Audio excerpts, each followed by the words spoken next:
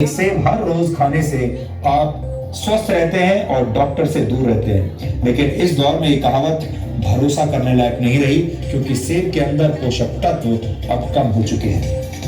IDA ने इस research को तैयार करने में नेशनल इंस्टीट्यूट ऑफ न्यूट्रिशन के फूड कॉम्पोजिशन टेबल का इस्तेमाल किया है।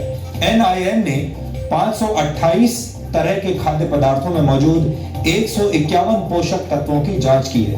इस इंस्टीट्यूट ने 30 साल पहले भी एक फूड कॉम्पोजिशन टेबल तैयार किया था और उस समय के खाद्य पदार्थों में न्यूट्रिशनल वैल्यू आज की तुलना में काफी ज्यादा थी।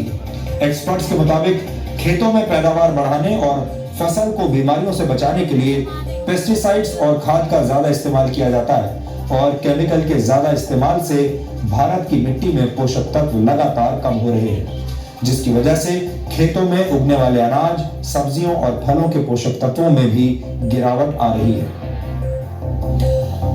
भारत की मिट्टी में जिंक की मात्रा 43% कम हो गई है। इसी तरह बोरॉन 18.3%, आयरन 12.1%, मैग्नीशियम 5.6% और कॉपर 5.4% कम हो गया है।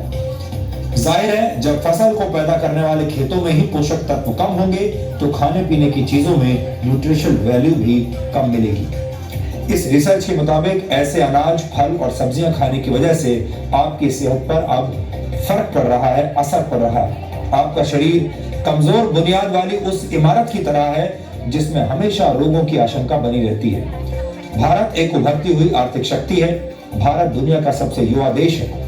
एनएसएसओ के मुताबिक भारत की कुल जनसंख्या में 47 करोड़ से भी ज्यादा लोग कामकाजी हैं, लेकिन भारत धीरे धीरे बीमार और थके हुए लोगों का देश बनता जा रहा है।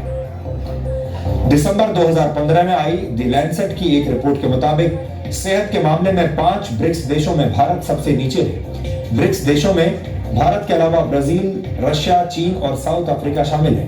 2013 में पूरी दुनिया में बीमार लोगों की कुल संख्या में से 20% भारतीय थे।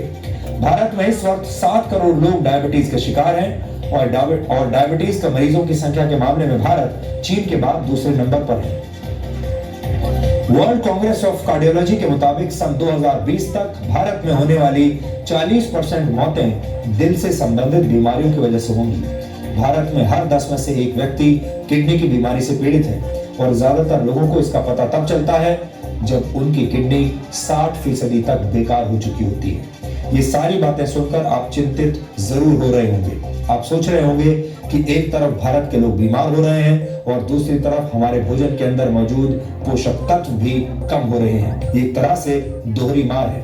लेकिन इस विषय पर हमारा आज का वीडियो विश्लेषण देखने के बाद आपको थोड़ा लाभ जरूर मिलेगा।